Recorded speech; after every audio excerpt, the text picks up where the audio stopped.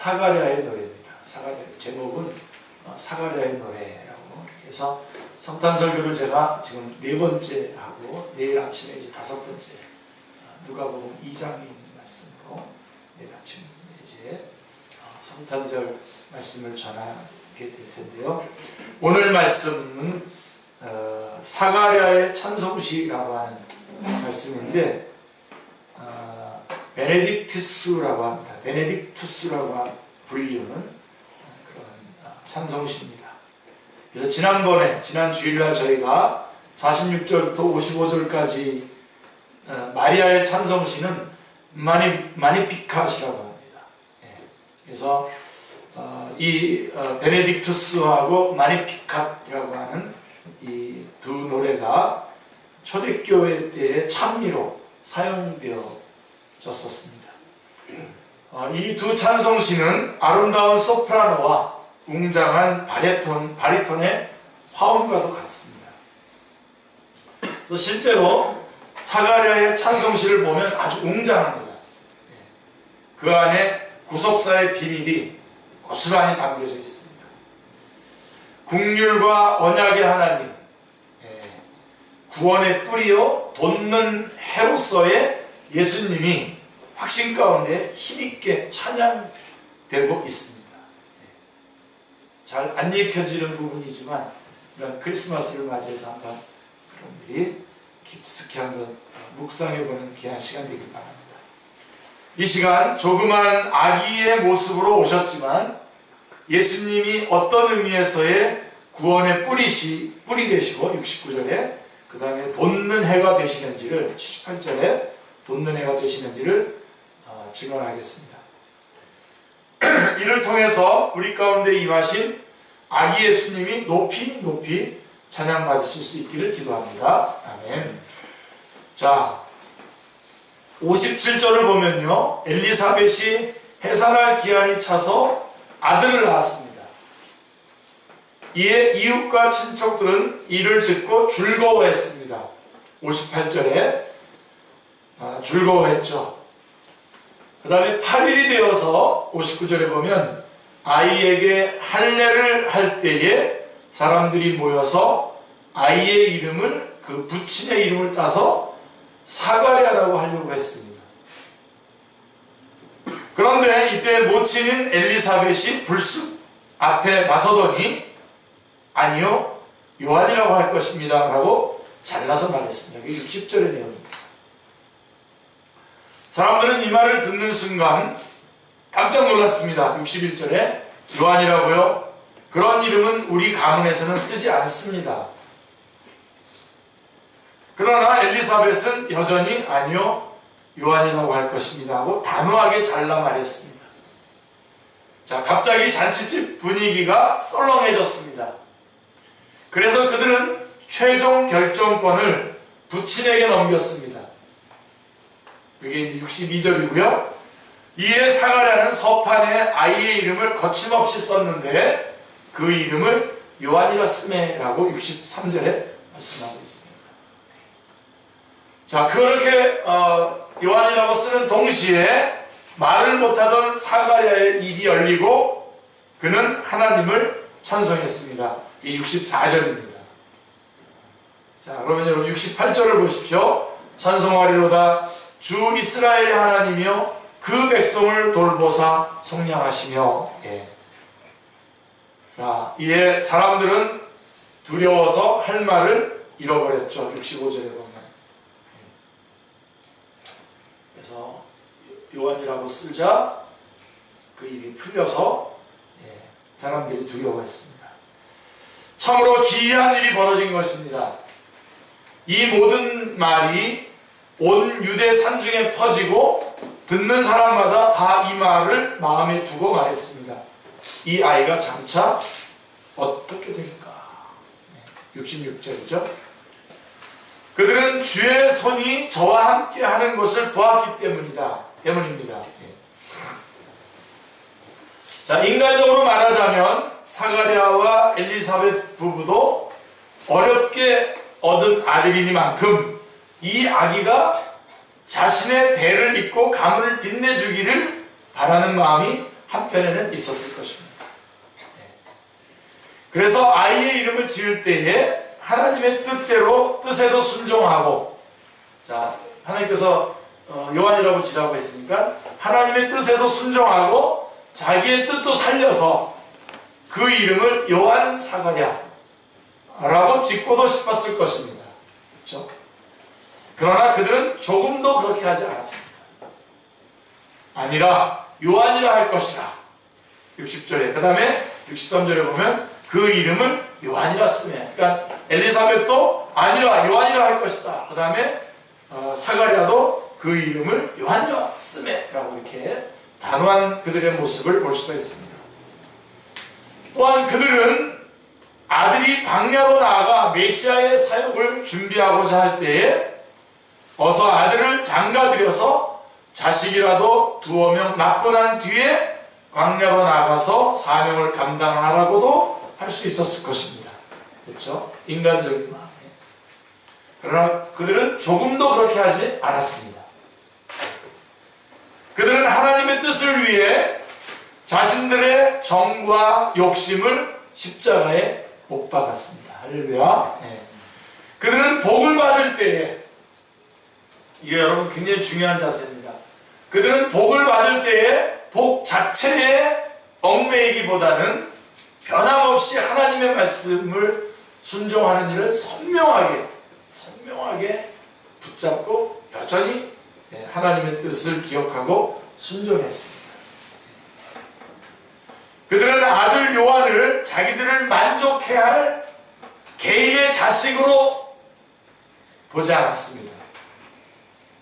하나님의 뜻을 이룰 메시아의 선구자로, 하나님의 종으로 하나님께 온전히 드렸습니다.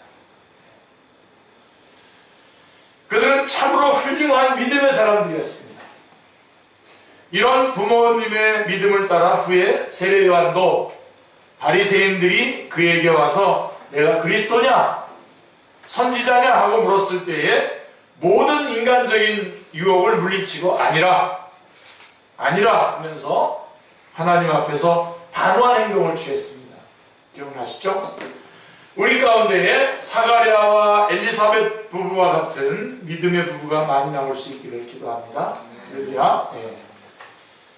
자, 67절부터 80절은 사가랴의 찬양시가 나옵니다. 드디어. 첫 번째로 68절부터 75절은 예수님을 구원의 뿌리라고 찬양하고 있습니다. 67절을 보십시오. 같이요. 그 붙인 사가랴가 성령의 충만함을 받아 예언하여 이르되. 자, 그 붙인 사가랴가 성령님의 충만함을 입어서 예언했습니다. 이 가족은 모두 다 성령님으로 충만했습니다. 할렐루야. 온 가족이 성령님으로 충만한 가족이 되시기를 주님의 이름으로 축원합니다. 아직 혼자서 예수 믿는 분이라고 하더라도 여러분의 온 가족이 곧 성령님으로 충만한, 모두 다 성령님으로 충만한 가족들이 다 되시기를 주님의 이름으로 축원합니다. 자, 그래서 그 붙인 사가랴가 성령님의 충만함을 입어 예언했고, 그 가족 모두가 다 성령님으로 충만했습니다.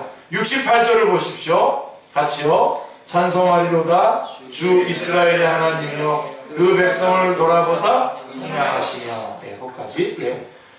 사가랴는 입이 열리자마자 제일 먼저 찬송하리로다 주 이스라엘의 하나님이여 하고 외쳤습니다. 사가랴는 말을 못하게 되어 있는 동안 천사를 원망하기보다 아기의 탄생과 함께 이루어진 구속의 역사를 깊이 묵상하고 있었던 것입니다. 그래서 입이 열리자마자 입을 안 열리게 해줬다도 불평불만을 하거나 그러지 않고 오히려 하나님을 찬양하고 있는 것을 보게 됩니다. 자, 그렇게 깊이 묵상하고 있는 가운데에 그의 심령에는 주 하나님께 대한 찬양이 충만했습니다. 그래서 그는 입을 열어서 입이 열리자마자 찬송하리로다 라고 하면서 하나님을 찬양하는 것입니다. 그러면 그의 첫 번째 찬송 제목이 무엇입니까? 68절 뒷부분을 보시면 그 백성을 돌보사 속량하시며, 이게 첫 번째 그의 찬송 제목입니다. 여러분 우리 찬양 많이 부르잖아요. 찬양 부를 때 여러분 이 하나님을 찬양하는 그 찬양보다도 그렇지 않은 찬양들도 참 많이 있습니다. 좀 검증이 안 된 채 재밌어서 혹은 멜로디가 좋아서 이렇게 그냥 부르는 게 있는데, 저는 그런 거는 찬송으로 부르지 않았으면 좋겠습니다. 오늘 사가랴의 찬송, 지난 주일날 배웠던 마리아의 찬송과 이 사가랴의 찬송을 잘 보시면 우리가 어떤 거를 찬양해야 될 것인지, 어떤 게 찬양의 제목인지를 알 수 있습니다. 뭘 찬양했습니까? 그 백성을 돌보사 속량하시라. 예수 그리스도의 속량을 찬양하고 있습니다. 예수 그리스도의 구속을 찬양하고 있는 것입니다. 돌보셨다라고 하는 말은 찾아오셨다라고 하는 뜻입니다. 이는 거룩하신 하나님이 자기 백성들 가운데에 신방 오셨다는 것입니다. 이는 이스라엘 백성이 400년 동안 애굽의 바로의 채찍 아래 고통당하고 있을 때에 하나님이 찾아오신 것과 같은 것입니다. 출애굽기 3장 7절 8절 한번 찾아보실까요? 출애굽기 3장 7절 8절 말씀 한번 보십시오.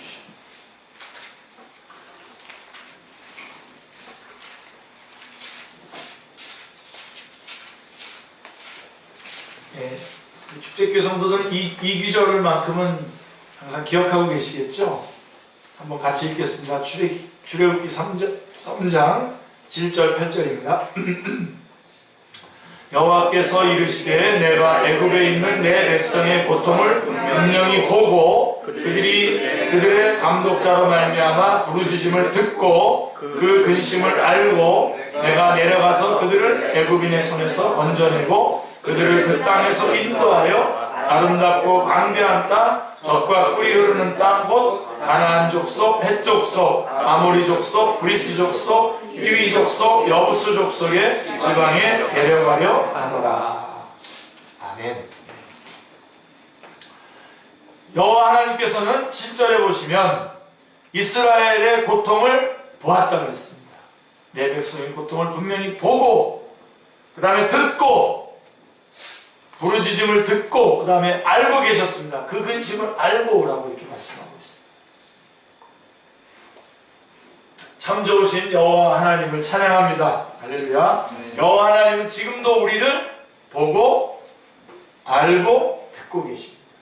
지금도 우리에게 그렇게 하고 계십니다. 위로가 안 되십니까? 그래도 다 알고 계십니다. 많이들 위로가 안 되시는 얼굴 표정이다. 다 알고 계십니다. 알고 보시고 듣고 계십니다. 그 다음에 8절에 보면 어떻게 되어 있죠? 내려가셔서, 내가 내려가서 이렇게 말씀하고 있습니다. 하나님께서 또 직접 역사 속에 개입하셔서 역사를 하시는 것이죠. 참 좋으신 여호와 하나님을 찬양합니다. 여호와 하나님은 지금도 우리에게 그렇게 하고 계십니다. 할렐루야.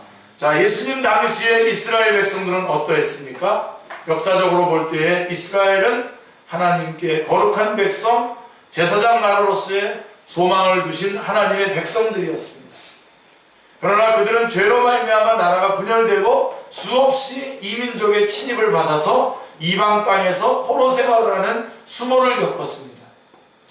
말라기 선지자 이후 그들은 헬라 제국에서 주권을 빼앗기고 안디오쿠스, 에피파네스 같은 적그리스도와 같은 자들에게 우상 숭배를 강요당하면서 많은 사람들이 순교의 피를 흘려야 했습니다.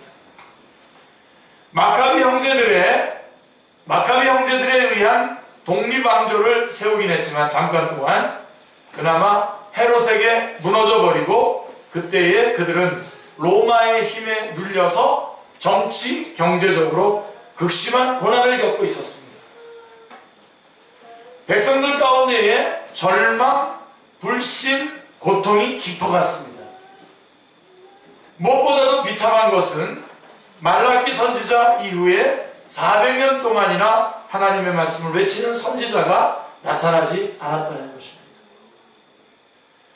자, 말씀이 없는 하나님의 백성, 그들은 버림받은 것 같이 보였습니다. 그러나 이제 400년이 지났는데 이제 하나님이 그들을 구원하시기 위해서 하늘 보좌를 버리시고 그들 가운데에 오신 것입니다.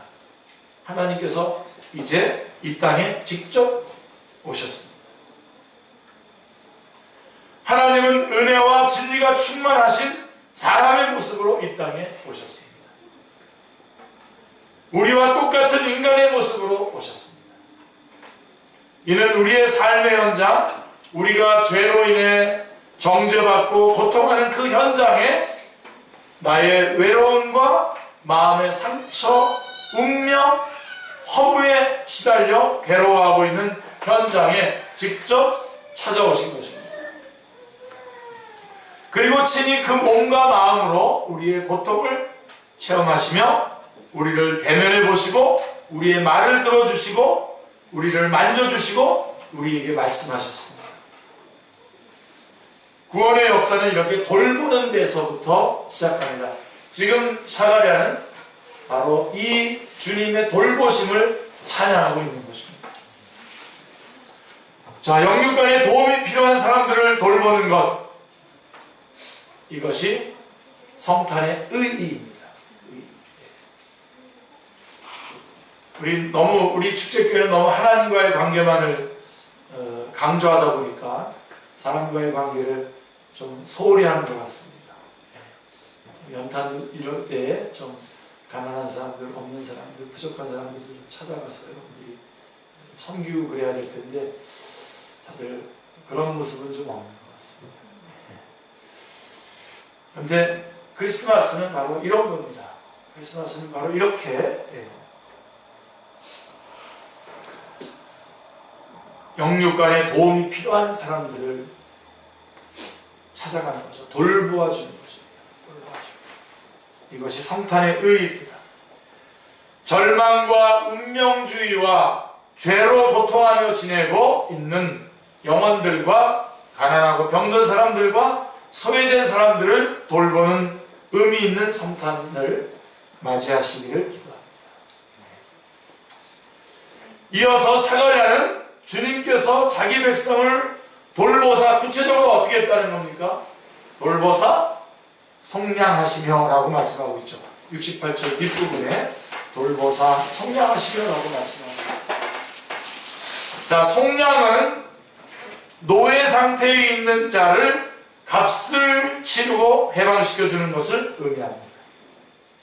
이 말은 현재 이스라엘 백성이 죄의 노예 상태에 있음을 전제로 하고 말씀하고 있는 것입니다.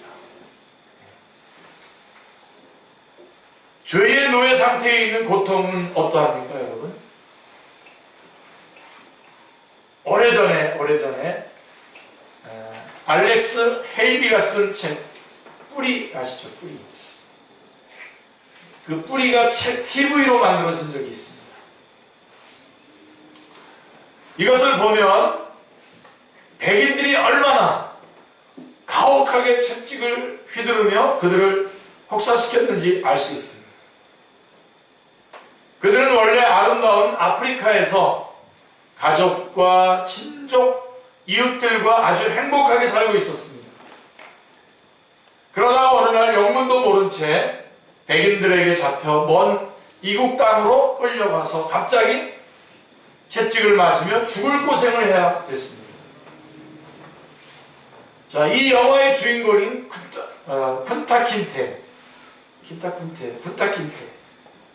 쿤타킨테는 이 고통에서 벗어나고자 수없이 자유를 위해서 탈출을 감행하지만 때마다 잡혀서 고문을 당하고 결국 주인이 그의 발목을 도끼로 잘라서 불가된 후에야 자유를 향한 꿈을 접습니다. 그리고 그는 하녀 벨과 결혼을 하게 되는데 그가 딸 키즈를 낳습니다. 근데 그 딸도 자라서 쿤타킨 때처럼 노예로 팔려가고 새로운 주인에게 겁탈까지 당해 임신하게 됩니다. 이 노예들은 배를 이어서 말할 수 없는 고난을 당하게 됩니다. 자기들이 백인들 사이에서 돈에 팔려 이리저리 짐승처럼 끌려다녀야 했던 그 고통은 말로 표현할 수 없는 것이었습니다. 여러분 견딜 수 있겠습니까? 이런 거. 벗어나고 싶어도 도무지 힘이 없어서 벗어날 수 없었습니다. 그들은 짐승처럼 취급받고 고생하다가 병들어 죽으면 내던져 버려졌습니다. 이렇게 죽으면 그때서야 노예 인생을 끝낼 수 있었습니다. 아니면 어쩌다 좋은 주인을 만나서 그가 자기의 몸값을 치러주고 놓아줄 때에 그 저주스러운 노예 생활을 끝낼 수 있었습니다. 사랑하는 성도님들, 우리가 죄의 노예가 되었다고 할 때 이와 똑같습니다. 누가 우리를 죄의 고통에서 벗어나게 할 수 있습니까? 다시 한번 여러분 이 크리스마스를 맞이하면 다시 한번 그 핵심을 잘 붙잡으시기 바랍니다. 누가 우리의 죄의 고통에서 우리를 벗어나게 할 수 있습니까? 정욕과 운명주의, 미움과 원망과 거짓말, 탐심 등의 죄의 고통에서 벗어날 수 있는 길은 무엇입니까? 사탄은 너는 나의 노예야 하면서 사정없이 우리 인간들에게 채찍을 휘두르며 계속 죄짓게 하고 또 대를 이어서 죄짓게 하며 우리의 영혼을 파멸시켜가고 있습니다. 사탄은 우리에게 여기서 벗어나고 싶으면 그동안 지은 죄값으로 죽음을 내놓으라고 합니다. 정말 죽어버리면 이 죄의 고통에서 벗어날 수 있습니다. 그러나 죽는다고 다 끝나는 것이 아닙니다.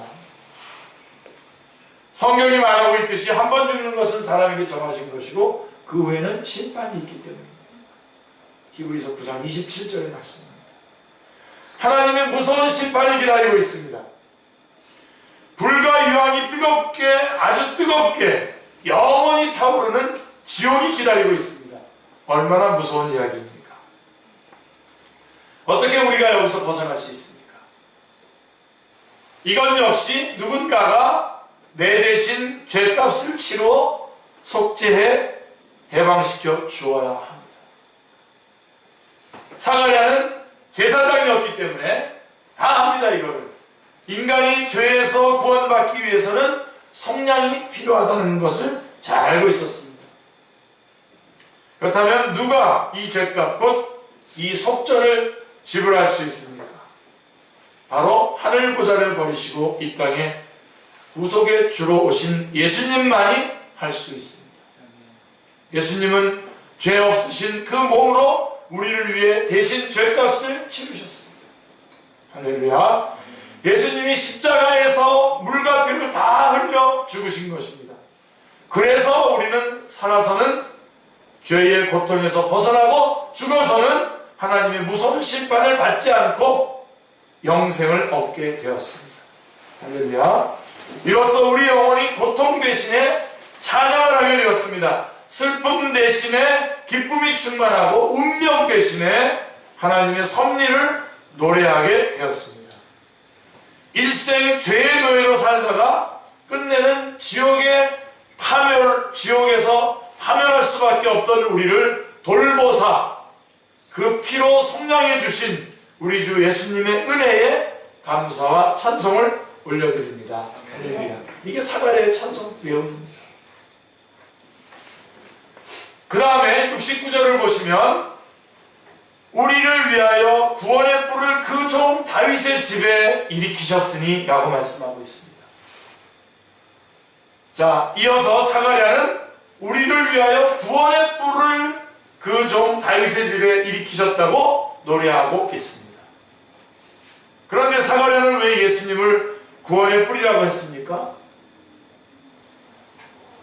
뿔에는 여러 종류가 있는데요. 사슴뿔과 같은 그런 영광을 상징하는 뿔이 있죠. 또한 이 뿔은 잘 먹으면 몸에도 좋은 보약이 되기도 합니다. 그런 뿔도 있지만, 그러나 오늘 본문이 말하는 뿔은, 특별히 성경에서 말하는 뿔의 그 이미지는, 뿔은 힘을 상징합니다. 힘. 신명기 33장 17절에 참고하시고요. 뿔은 엄청난 파괴력이 있습니다. 스페인의 투들의 뿔은 아주 날카롭죠. 아주 날카롭게 갑니다. 그 뿔이 얼마나 견고하고 날카롭고 무서운지 그 투를 보면 그 보는 사람들은 조마조마한 마음으로 이것을 지켜봅니다. 그렇죠? 네. 그러다가 투사가 투의 뿔을 멋지게 피하면, 아주 간발의 차이로 피하면 조마조마했던 만큼 더 환호하고 갈채를 보냅니다. 그러나 누구든지 그 갈채를 받는 것도 좋지만, 그러다가 어느 순간 누구든지 그 성난 투의 뿔에 한번 받치면 그것으로 끝장입니다. 짝 그 투사는 거기서 자기 인생을 마치는 겁니다. 여러분, 사자가 아무리 초월의 왕이라고 해도 뿔이 있는 짐승들에게는 함부로 달려들지 않습니다. 한번 그 뿔에 받쳤다 하면 그 상처를 회복하지 못하고 비틀거리다가 결국은 죽어버리기 때문입니다. 특별히 그 저돌적으로 달려드는 그 코뿔소는 아예 건드리지도 않는다고 합니다. 아예 먹잇감으로도 생각하지 않는다고 합니다. 사자도 뿔 무서운 줄 아는 것입니다. 이처럼 뿔은 힘을 상징합니다. 요한계시록 13장에 우리가 지난번에 한번 살펴봤죠. 요한복음 13장은 사탄의 하수인인 적그리스도와 그 다음에 거짓 선지자가 나오지 않습니까? 1절부터 10절에는 적그리스도, 1절부터 18절에는 거짓 선지자가 나오는데, 바다에서 나오는 한 짐승으로 묘사되어 있는 적그리스도, 바다에서 나오는 짐승이 적그리스도인데, 이 적그리스도는 뿔이 여려 머리가 7이라고 되어 있습니다. 이것은 적그리스도의 권세가 엄청난 것을 말해주고 있는 것입니다. 13장, 요한계시록 13장 2절에 보면 용이 나오는데, 용이 또 나와, 적그리스도도 나오고, 그 다음에 거짓 선지자도 나오고, 용도 나와요. 그래서 거기 사탄의 삼위일체가 다 나오죠. 셋이 다 나오는데요. 13장 2절에 보면 용이 나오는데 사탄입니다. 그런데 이 용이 자기의 능력과 보좌와 큰 권세를 바다에서 나오는 한 짐승 적그리스도에게 줍니다. 이 짐승은 머리가 하나 상해서 죽게 된 줄 알았는데 그 상처가 놀랍게 나았습니다. 그래서 온 땅이 이 용에게 경배하며, 놀라는 거죠. 기적이 일어나니까 경배하며 짐승에게 경배했다고 말씀하고 있습니다. 그리고 사람들이 말합니다. 요한계시록 13장 4절에서 용이 짐승에게 권세를 주므로 용에게 경배하며 짐승에게 경배하여 이르되 누가 이 짐승과 같으냐, 누가 능히 이와 더불어 싸우리요 하라 말씀하고 있습니다. 그리고 13절 11절에 가면 또 하나 나오죠. 양과 같이, 어린 양 같은 짐승이 이번에는 땅에서 올라오는데 이 짐승도 두 뿔이 있다고 말씀하고 있습니다. 이건 거짓 선지자죠. 이 짐승도 먼저 나온 짐승의 권세를 가졌으며 또 하늘에서 불을 내리는 이적까지 행했습니다. 이에 땅에 있는 사람들이 미혹당하고 두려워하면서 우상을 만들라 하며 짐승을 경배하였습니다. 자, 이 사탄이 이 세상에 정욕을 뿌리고 돈을 뿌리고 권세를 뿌리면서 사람들을 강력하게 유혹합니다. 뿔을 가진. 또 사람들의 마음에 두려움, 미움, 분노, 복수심, 거짓말, 이기심, 교만, 열등감, 살인감정 등을 그 뿔로 마구 찔러 넣습니다. 이게 사탄이 하는 짓입니다. 이에 사람들은 꼼짝없이 사탄의 노예가 되었습니다. 인터넷의 각종 저질 게임과 저질 음란 사이트 등 각종 죄를 뿌려놓았을 때에 수많은 젊은이들이 정신이 나가서 컴퓨터 앞에서 사탄이 끄는 대로 끌려가고 있습니다. 정말 인간은 원튼 원치 않든 이렇게 사탄의 노예가 되었습니다. 그래서 사람들의 영혼은 말로 표현할 수 없는 죄의 고통을 겪으며 신음하고 있는 것입니다. 사도 바울의 탄식을 보십시오. 그는 그리스도인이었음에도 불구하고 로마서 7장 24절에 보면 오라 나는 곤고한 사람이다. 이 사망의 몸에서 누가 나를 건져내랴 라고 말씀하고 있는 것입니다. 자, 우리 누가복음 1장 70절 71절 말씀을 보십시오. 이것은 주께서 예로부터 거룩한 선지자의 입으로 말씀하신 바와 같이 우리 원수에게서와 우리를 미워하는 모든 자의 손에서 구원하시는 일이라 라고 말씀하고 있습니다. 누가 이 사탄의 강력한 힘을 벗어나서 도망 나올 수 있겠습니까? 없습니다. 인간은 없습니다. 그래서 다 죄의 노예입니다. 그래서 우리는 원래부터 죄를 지을 수밖에 없도록 그렇게 사탄의 노예였습니다. 우리 인간으로는 안 됩니다. 오직 구원의 뿌리신 예수님을 의지할 때만 가능합니다. 할렐루야. 사가랴는 바로 이 예수님이 구원의 뿌리심을 찬양하고 있는 것입니다. 예수님은 사탄의 권세를 파하는 능력이 되시기 때문입니다.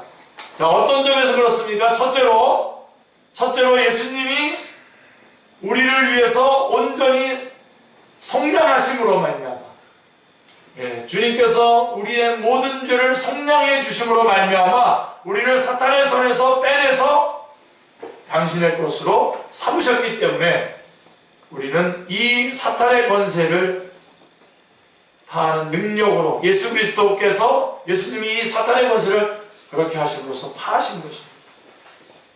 그래서 더 이상 사탄은 우리를 주장할 수 없습니다.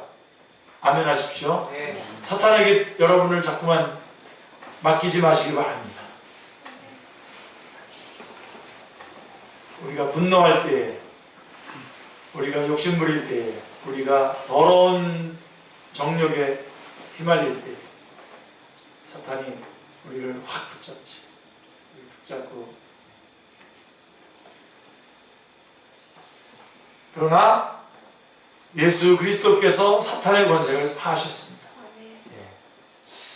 우리를 죄에서 속량하심으로 말미암아 사탄의 손에서 빼내서 하나님의 소유를 삼으셨습니다.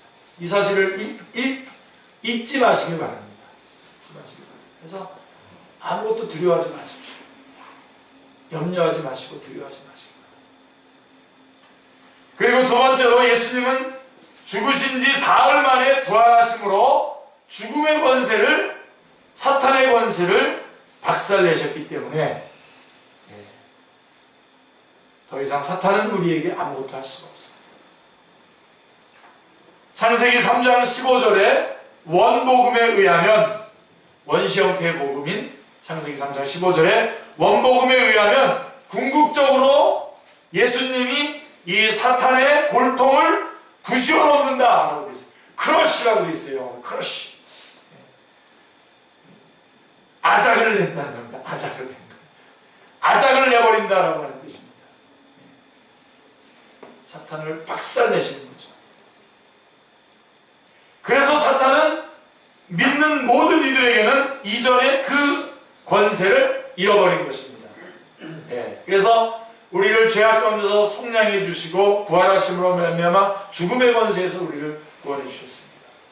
그래서 더 이상 우리 믿는 자들에게는 그 사탄이 가지고 있는 이전의 권세가 우리에게는 적용이 되지 않습니다. 그리고 세 번째로 예수님은 원래 전능하신 하나님이요 천지 만물의 창조자로서 하늘과 땅의 주가 되시기 때문입니다. 그래서 예수님은 사탄의 권세를 파하는 능력이 되십니다. 무엇보다도 예수님은 예수님은 부활하시고 하나님으로부터 심판의 권세를 물려받으셨습니다.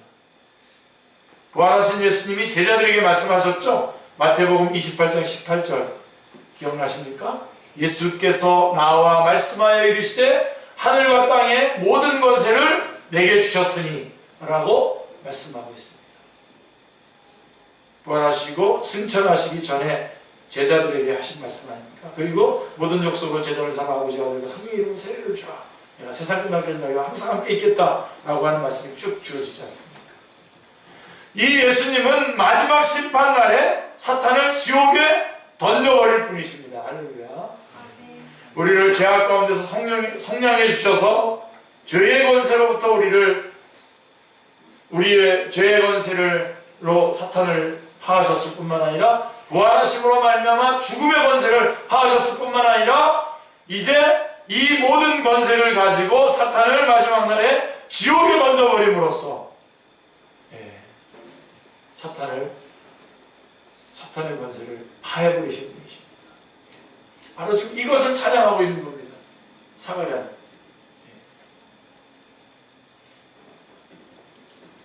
구원의 뿔 대신 예수님을 찬양합니다. 할렐루야.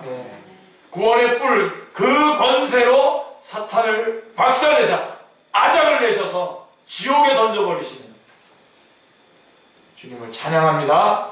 하나님은 약속대로 다윗의 집에서 이 구원의 뿔을 일으키셨고 예로부터 거룩한 선지자들의 입으로 말씀하신 바를 온전히 이루어 주셨습니다. 이로써 우리는 우리의 원수, 우리를 미워하는 자 곧 사탄의 손에서 구원함을 받게 되었습니다. 할렐루야. 우리가 이제 구원의 뿔 대신 예수님의 이름 권세를 힘입어 승리할 수 있게 되었습니다.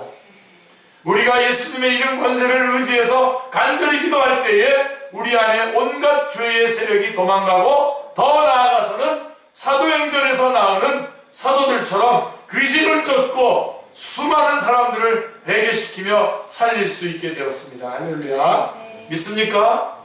여러분, 바로 그러한 권세를 우리가 부여받은 것입니다. 우리에게 금과 은은 없어요.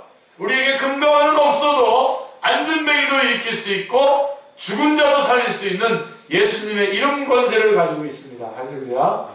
이 크리스마스 때 바로 이 하나님의 예수 그리스도의 권세를 찬양할 뿐만 아니라 그로부터 우리에게 주어진 권세가 어떤 권세인지를 알고 그 권세를 주장하고 선포하고 그 역사를 일으켜내야 합니다.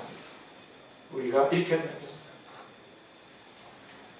이 땅의 모든 온 땅이 똘똘 뭉쳐서 주님의 말씀을 거절하고 복음을 외면하는 이때에 우리는 이 예수 그리스도의 권세를 가지고 있는 것입니다.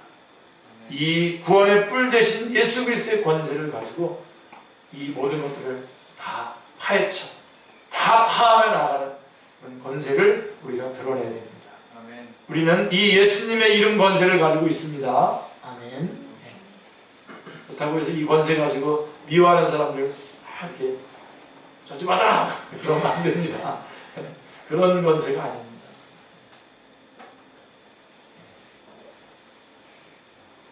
도저히 그래서 여러분 기도하세요. 다시 한번 주님이 오시면서 다시 한번 깊이 깨닫는 것은 깊이 기도해야 되겠다. 기도의 사람이 되어야 되겠다. 기도로 이 모든 예수님의 이 이름 권세를 기도로 이 예수님의 이름 권세를 마음껏 발휘하고 사용하고 그래서 역사를 일으키는 축제 식구들 다 되시기를 주님의 이름으로 축원합니다. 우리가 이렇게 구원의 뿔 대신 예수님의 이름 권세를 의지할 때 원수 마귀가 떨고 그의 지역 권세가 흔들립니다. 이제 우리가 구원의 뿔 대신 예수님의 이름 권세를 의지하며 사탄과의 싸움에서 승리하며 하나님께 영광을 돌릴 수 있기를 기도합니다. 작고 연약한 아기의 모습으로 오셨지만 우리의 구원의 뿔 대신 예수님을 찬양합니다. 자, 72절, 73절을 보십시오. 우리 한번 같이 한번 읽을까요? 누가복음 1장 72절, 73절. 누가복음 1장이 이렇게 긴구나. 오늘 처음 하셨죠? 72절, 73절 같이요. 우리 조상을 긍휼히 여기시며 그 거룩한 언약을 기억하셨으니 곧 우리 조상 아브라함에게 하신 맹세라. 예, 하나님이 메시아를 보내신 근본 동기가 하나님의 긍휼하심과 약속을 지키시는 하나님의 신실하심에 있음을 말씀해 주고 있습니다. 할렐루야. 너무 감사. 이 두 기절 묵상하는 것도 너무 감격스럽습니다. 이 말씀을 생각할수록 놀라운 은혜의 말씀입니다. 우리 인간이 행한 어떤 것을 보아도 인간은 사실 무서운 심판의 대상입니다. 타락한 인간 본성이 어떠합니까? 사도 바울은 로마서 3장 10절 11절에서 의인은 없나니 하나도 없으며 깨닫는 자도 없고 하나님을 찾는 자도 없다고 말씀하고 있습니다.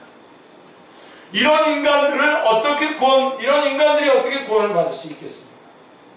그런데 하나님이 인간을 긍휼히 여기셨습니다. 처음 범죄할 때부터 그랬습니다. 하나님이 인간에게 에덴 동산을 지어주시고 가정을 만들어주시고 또 하나님이 지으신 이 놀라운 세상의 주인이요 정복자로 복 주셨을 때 인간은 하나님을 배반할 이유가 하나도 없었습니다. 보면 볼수록 모든 것이 놀랍고도 풍성한 하나님의 은혜만이 있었습니다. 그런데 사탄이 어떻게 했습니까? 이들을 꼬셨습니다. 꼬드겼습니다. 그리고 인간은 그만 사탄의 말 몇 마디로 하나님을 불신하고 배반하게 한 것이죠. 그들은 하나님의 사랑을 의심하고 자신들도 하나님과 같이 되겠다고 하면서 선악과를 따먹음으로 범죄했습니다. 언약을 어겼습니다. 이후에 인간은 죄의 노예, 사탄의 노예가 되었습니다. 너무나도 기가 막히는 일이었습니다. 자, 이 행동 자체를 볼 때에 하나님은 분노하고 당장에 그들을 그 자리에서 쓸어버려야 했습니다. 그러나 하나님은 찾아오셨습니다. 하나님께서는 우리가 범죄했을 때에 오히려 세 가지. 그래서 여러분 창세기 3장은 제가 자주 말씀드리죠. 창세기 3장은 타락장이 아니라 오히려 구속장입니다. 타락의 이야기는 몇 절 안 나와요. 그리고 바로 3장 9절에서 어떻게 되죠? 하나님이 찾아오십니다. 그리고 동산나무 뒤에 숨어있는 인간을 보시고 찢어지는 듯한 마음의 고통을 겪으셔야 했습니다. 우리 하나님. 그리고 말씀하셨죠? 아담아 내가 어디 있느냐 말씀하셨어요. 이 한마디 말씀 속에 아담아 내가 어디 있느냐라고 하는 이 한마디 말씀 속에 담긴 하나님의 안타까움과 인간을 향한 연민과 긍휼, 그 긍휼은 한이 없었습니다. 그리고 두 번째로는 어떻게 했습니까? 원복음인, 구원의 복음인 원복음을 주셨죠. 창세기 3장 15절. 그리고 세 번째로 어떻게 했습니까? 3장 21절에 보면 무화과 나무 잎으로 자신들의 몸을 가리고서 벌벌 떠는 그들을 한 동물을 잡아서 가죽옷을 입혀 그들의 몸을 가려주었어요. 하나님께서 우리 인간을 이렇게 긍휼히 여기신 겁니다. 범죄했으나 여러분 그래서 잘 보십시오. 범죄하기 전에도 우리 주님은 우리를 엄청 사랑하셨지만 범죄하고 난 후에도 변함없이 우리를 사랑하셨습니다. 찾아오셨고 원복음으로 내가 하리라 그래서 내가 이루어주겠다고 약속하셨고 또 가죽옷을 친히 하나님의 가죽옷 하나님께서 직접 가죽옷을 지어서 입혀주셨습니다.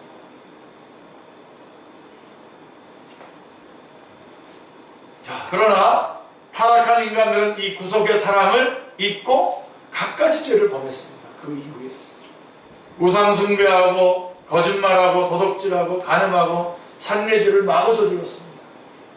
바로 4장에 가서 바로 살인이 벌어지지 않습니까? 거죠. 하나님은 이런 모든 죄에 대해서 분노하십니다. 그러나 이 죄로 인해서 고통하는 인간들은 불쌍히 여기십니다. 이 죄에 대해서 분노하시지만 그 인간들에 대해서는 불쌍히 여기십니다. 긍휼히 여기십니다. 그래서 하나님은 이후에 아브라함에게 맹세하시며 메시아를 보내주시겠다고 약속하셨습니다. 창세기 22장 18절 한번 찾아볼게요. 제가 24일날 하는 설교치고는 좀 길게 준비했는데 거의 다 지금 마무리되어 가고 있습니다. 자, 창세기 22장 18절 말씀은 아브라함 언약이죠. 아브라함에게 주신 메시아 언약. 그래서 한번 우리가 직접 찾아보겠다는 겁니다. 22장 18절 말씀 같이 읽겠습니다. 또 내 씨로 말미암아 천하 만민이 복을 받으리니 이는 내가 나의 말을 준행하였습니다 하였다 아니라. 이 메시아 언약, 다시 말해서 이 메시로 말미암아, 아브라함의 씨, 직접적으로는 이삭을 말하는 거지만 궁극적으로는 누굴 말하는 겁니까? 예수 그리스도를 말하는 것이죠. 그래서 메시아 언약은 바로 예수 그리스도로 말미암아 구원받고 예수 그리스도로 말미암아 복받는 것이 메시아 언약인데, 아브라함을 통해서 원복음에 이어서 아브라함 언약을 통해서 다시 한번 분명하게 약속해주고 있습니다. 우리 인간들을 불쌍히 여기십니다. 자, 그리고 때가 되자 그 약속대로 갈라디아서 4장 4절에 때가 참에 때가 되자 이 언약과 맹세를 따라서 독생자이신 예수 그리스도를 보내주시고 우리의 죄값을 치르게 하시고 우리를 구원해 주신 것입니다. 할렐루야. 우리가 일생 하나님이 베푸신 이 긍휼에 감사하고 또한 이 긍휼로 주께서 맡기신 사명을 감당할 수 있기를 기도합니다. 주님께서 우리에게 베푸신 이 긍휼을 생각할 때에 우리가 이 구원받은 감격, 그리고 일꾼된 이 감격, 그리고 그래서 그것 때문에 우리는 지금도 우리에게 주어진 사명을 감당하는 것이죠. 그래서 여러분, 예수님을 믿으면요, 주님으로부터 이 긍휼함을 받으면 구원을 받죠. 그래서 교회에 이렇게 나오죠. 교회 소속이 돼서 이렇게 나오잖아요. 그러면 당연히 일을 하게 됩니다. 일을 하고 싶어집니다. 그리고 일을 맡게 됩니다. 그리고 우리는 그것을 충성스럽게 감당해요. 원래는 우리는 이런 것을 맡을 수 있는 자격이 있는 자들이 아니었습니다. 여러분, 다시 한번 이 크리스마스를 맞이하면서 다시 한번 좀 붙잡으시기 바랍니다. 나에게 맡겨주신 일이, 우리 축제교회 한 사람 한 사람 많죠. 직접 타이틀을 걸어서 이렇게 맡겨주진 않은 것들이 많지만 이거는 분명히 내가 해야 될 일이 많습니다. 다시 들어오는 신입반도 좀 누가 좀 맡아야 되고요. 다 맡으셔요. 교사도 맡으시고, 다 맡으시고 난 다음에는 생명을 다해서 감당하십시오. 우리에게 베푸신 주님의 긍휼을 기억하시면서 자격이 없는 자에게 주신 어마어마한 은혜인 것입니다. 그래서 하나님의 일이 하기 싫어지거나 하나님이 자꾸 미뤄지시는 분은 저는 이렇게 얘기합니다. 구원받았는가를 한번 확인해 보도록 요청을 합니다. 너무 심한가요? 이게 그렇게 되어 있습니다. 하나님의 일을 하고 싶어지게 되어 있어요. 충성스럽게 감당하시기 바랍니다. 그래서 이 하나님은 우리를 구원해서 어떻게 복 주셨습니까? 74절 75절에 같이요. 우리가 원수의 손에서 건지심을 받고 종신토록 주의 앞에서 성결과 의로 두려움이 없이 섬기게 하리라 하셨도다. 아멘. 순결하신 성령님의 힘을 덧입고 또한 예수님이 십자가에서 이루신 의를 덧입고 이제는 하나님을 섬기는 삶을 살게 되었습니다. 이것을 찬양하고 있어요. 그래서 이 신앙의 내용이 다 나옵니다. 이 주님께 찬양을 드리고 있는 그 사가랴의 노래 안에 보면 우리의 신앙 고백이 다 나와 있고 우리의 신앙 생활이 다 나와 있습니다. 자, 여기서 두려움 없이라는 말은 이제는 감사와 기쁨으로 하나님을 섬기게 되었다는 것입니다. 전에는 이 성령님이 없이는 그냥 율법에 의해서 죽을까봐 벌받지 않으려고 일했지만요. 아직 예수님이 역사하지 않으신, 예수님이 그 주님이 아닌 사람들이 행하는 것이 바로 그런 거예요.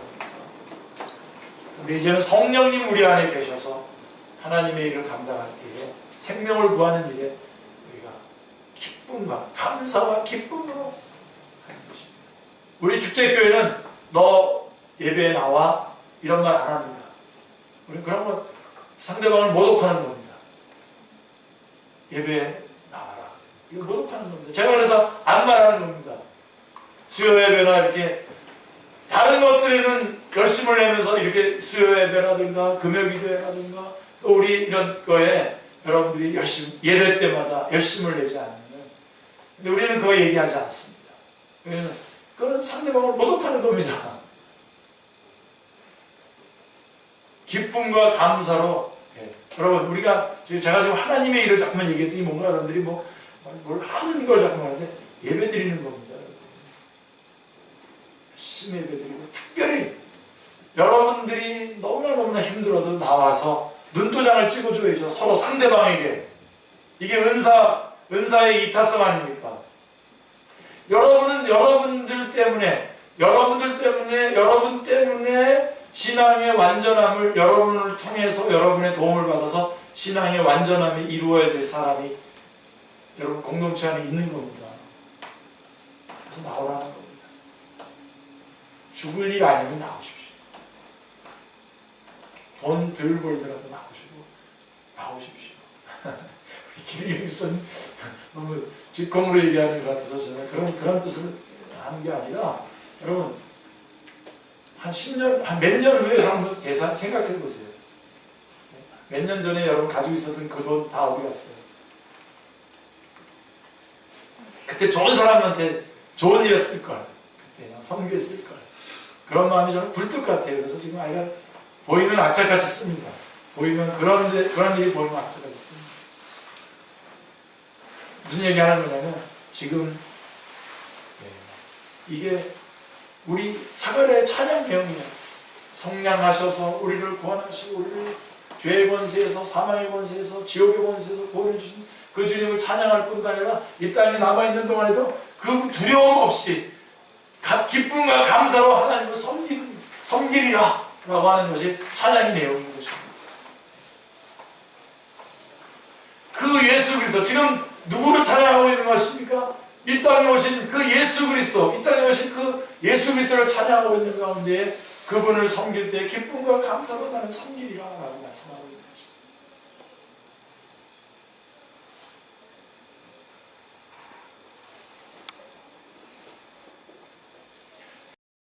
우리 그리스도인은 건강하지 않다가도 주님 교회로 달려나오면 건강해집니다.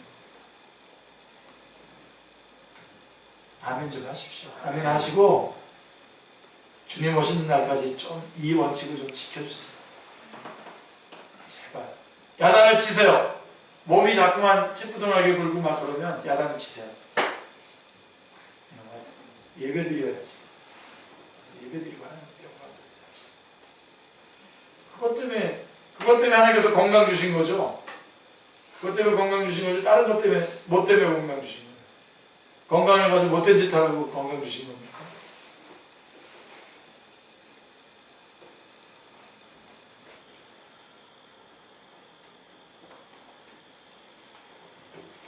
자, 하나님을 섬기는 삶의 복이 어떠합니까?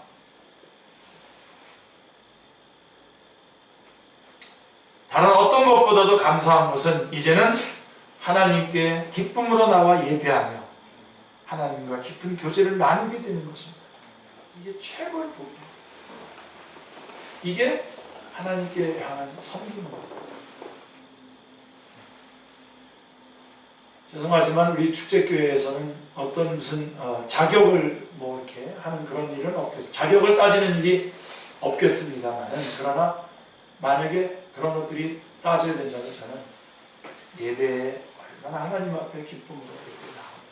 또 모든 것을 결정할 겁니다. 안 나오죠?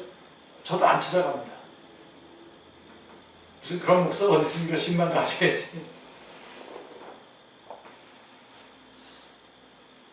가서 모독을 주고 싶지 않습니다. 열심히 나오십시오. 우리 찬석 씨는 이제 공주에서 이제 온다, 이제. 여러분, 이게 제가 아까도 말했지만, 정말 여러분 한 사람 한 사람이 나만 나와서 하나님 앞에 영광 돌리는 것도 중요해요. 제일 중요해요. 그런데 내가 다른 사람한테 역할을 해주는 게 있다니까요. 눈도장을 찍어줘요. 제가 전에 육사교회, 육사 생도들 수련회를 인도한 적이 있습니다.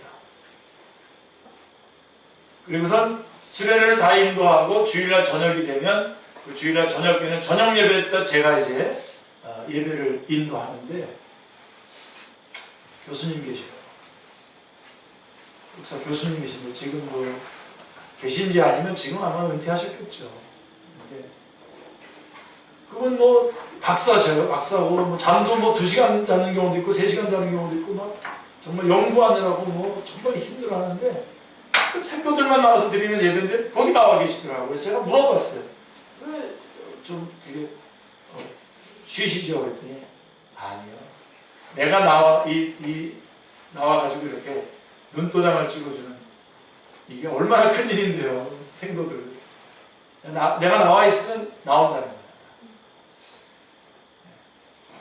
물론 그날은 제 설교가 좋아서 나왔습니다만 네, 그렇게 하시는 거예요. 얼마나 의미 있게 살아가는지. 여러분,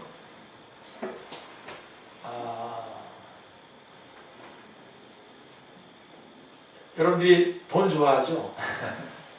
자, 10억도 좋고 100억도 좋고 다 돈 좋아하는데 그 돈보다도 더 가치가 있는 사람, 한 사람, 옆 사람 한번 봐보십시오. 그 사람이 그런 돈으로 계산할 수 없는 소중한 존재예요. 바로 여러분이 바로 은사를 받고 교회의 한 공동체가 됐다라고 하는 것은 바로 서로에게 영향을 미쳐주어야 한다라고 하는 것입니다. 그렇기 때문에 나 때문에가 아니라 나 때문에가 아니라 어떨 때는 정말 그래서 우리가 영성이라는 말 저 별로 안 좋아합니다만 제자도의 하이라이트가 뭐냐, 최고의 경지가 어디냐, 최고의 경지가 어디냐, 원치 않는 곳으로 끌려다닐 수 있는 능력을 받는. 요한복음 21장에 보면 베드로가 팔을 벌린다고 그랬잖아요. 나는 원치 않아요. 나는 너무 피곤하고 내가 지금 여기에 나간다고 해서 내가 별로 도움받을 것도 없어요. 다 알아요. 내가 설교하면 더 좋은데 다 알아요. 그래도 내가 가서 거기 가서 앉아있어 주는 상대방이 그 은사를 그래서 완성되어 가는 거예요. 하여간 여러분들이 기쁨으로 이 하나님을 섬기는 복을 찬양하고 그걸 누리시길 바랍니다. 그래서 하나님을 기쁨으로 나가서 예배하고 하나님과 깊은 교제를 나누게 되는 것. 이것이 최고의 섬김입니다. 최고의 섬김입니다. 하나님을 섬길 때 우리는 더 깊은 하나님의 세계로 들어갑니다. 더 풍성한 생명의 은혜를 누리게 되고 지혜와 지식이 더 넘치게 됩니다. 아시죠? 더 똑똑해지는 거예요.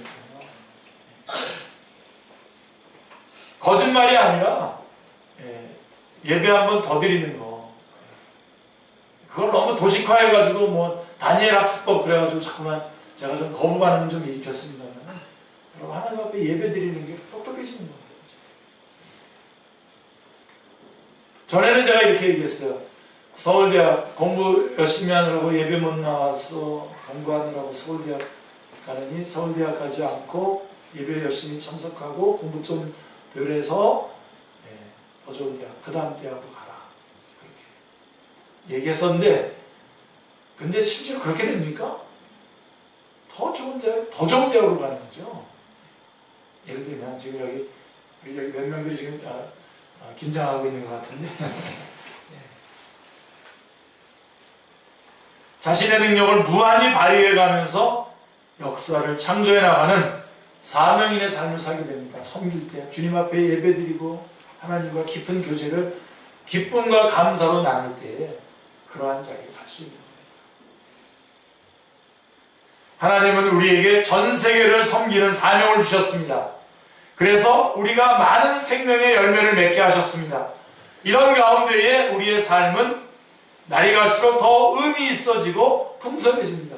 저는 기대가 됩니다. 주님께서 언제 불러가실지 모르지만 곧 주님 불러가시겠지만 그러나 갈수록 녹있게 하나님의 말씀을 전할 수 있도록 주께서 인도하시는 겁니다. 그러나 제가 만약에 계속해서 이런 것들을 게으름을 피면서 안 하고 핑계대고 이래대고 안 하고 그러면서 했다고 생각해 보십시오. 못하는 거죠. 여러분 이 하나님 말씀도 같은 말씀 10번, 20번 같이 보고 외치고 하니까 이게 더 목있게 하나님께서 인도해 주시는 것이죠. 여러분들도 전도하시고 말씀도 전하고 그 다음에 누가 여러분 한번 찬양 한번 인도하라고 이렇게 한번 기회를 주면 인도 못하더라도 인도하면서 계속해서 그럼 처음부터 잘하는 사람이 있습니까? 처음부터 은혜를 끼치는 사람이 어디 있습니까? 해내시는 겁니다. 그래서 점점 주님을 찬양하고 주님께 영광 돌리는 일에 예배에 우리가 더 점점점 들끓게 되는 거예요. 기쁘고 감사로 들끓게 되고 보고 싶고 끝나서 빨리 가는데 왜 빨리 가지? 여기서 좀 더 있고 싶고 더 교제하고 싶고 더 찬양하고 싶고 그런 모임이 되는 것입니다. 날이 갈수록 더 의미 있고 풍성해지시기를 주님의 이름으로 축원합니다. 정년도 없고 은퇴도 없이 조금씩도록 이런 삶을 살 수 있는 것입니다. 얼마나 놀라운 은혜입니까? 이것이 바로 오늘 본문이 말하는 구원이고 그 구원의 목적입니다. 출애굽의 목적이 뭐예요? 하나님 예배하려고 출애굽하는 거예요. 하나님께 예배하려고 출애굽하는 거예요. 좋은 땅 가서 잘 살려고 출애굽하는 게 아니라 출애굽기 3장 12절에 하나님을 섬기게 하는 것, 그것이 출애굽의 목적입니다. 우리를 다만 긍휼히 여기시고 구원해 주사 이렇게 우리의 인생이 다하는 그 순간까지 하나님을 섬기며 찬양하는 삶을 살게 하신 하나님께 감사와 찬양을 드립니다. 할렐루야. 76절부터 79절은 돈느네입니다. 돈느네. 76절, 77절 같이 한번 읽겠습니다. 이 아이여 내가 지극히 높으신 이의 선지자라 일컬음을 받고 주 앞에 앞서가서 그 길을 준비하여 주의 백성에게 그 죄사함으로 말미암는 구원을 알게 하리니. 자, 사가랴는 이제 막 할례를 행한 아기 요한을 품에 안고 말한 것입니다. 그는 자기 아들을 자랑하고자 노래한 것이 아니라 장차 아기의 사역에 이어지는 메시아 사역에 대한 감동을 노래한 것입니다. 특별히 그는 죄사함으로 말미암는 구원을 말하고 있습니다. 이는 사가랴의 구원관이 얼마나 정확하고 영적인가를 알 수 있는데요. 78절 같이 한번 읽어볼까요? 이는 우리 하나님의 긍휼로 인함이다. 거기까지요. 78절 앞부분. 이는 우리 하나님의 긍휼로 인함이다. 사가랴는 다시 한번 이 죄사함과 구원이 바로 긍휼로 인한 것임을 말씀하고 있습니다. 하나님의 긍휼로 인한 것을 말씀하고 있고요. 78절 그 뒷부분부터 79절 이로써 같이요. 이로써 돋는 해가 위로부터 우리에게 임하여 어둠과 죽음의 그늘에 앉은 자에게 비치고 우리 발을 평강의 길로 인도하시리로다 하니라. 사가랴는 예수님을 돋는 해로 비유하며 찬양했습니다. 떠오르는 태양을 본 적이 있습니까? 불끈거리면서 힘차게 솟아오르는 태양 말입니다. 이 돋는 해는 1분 1분이 지날수록 더욱 찬란하고 세차게 비치며 온 세상을 순식간에 광명천지로 만듭니다. 간밤에 없어집니다. 이 태양을 바라보고 있으면 자신도 모르게 탄성이 터져나오게 됩니다. 이처럼 돋는 해 되신 예수님이 우리 마음에 임하실 때에 우리 마음에 역사하시는 모든 어두움과 죽음의 요소들이 순식간에 물러가게 되는 것입니다. 바로 예수 그리스도가 우리의 소망이시고 바로 돋는 해인 것입니다. 그리고 우리의 심령에는 빛이 충만하고 생명과 평강으로 가득 차게 됩니다. 어둠과 죽음의 그늘에 앉아있던 모든 사람들 주변에도 이제는 빛으로 충만합니다. 이 돋는 해 되시는 예수님이 계시기에 우리가 일어나서 힘차게 일할 수 있고 앞으로 나아갈 수 있습니다. 우리의 내면에 더 이상 어둠의 세력이 다가올 수 없습니다. 왜요? 우리 주님이 돋는 해이시기 때문에, 돋는 해가 되셔서 우리 안에 계시기 때문에. 이 돋는 해 예수님이 임할 때에 우리는 기쁨과 찬양이 넘치는 삶을 살게 되고 소망과 비전이 넘치게 됩니다. 그럴 때 바로 비전이 되는 것이죠. His 비전이 되는 것이죠. 그의 비전. 예수님이 우리 안에 계실 때. 형제들은 방력이 넘치고, 자, 우리 한번 봅시다. 우리 형제들은 방력이 넘치고 자매들은 햇님같이 환하고 예뻐집니다. 돋는 해가 있기 때문에. 몇 분이 안 믿으시는 분.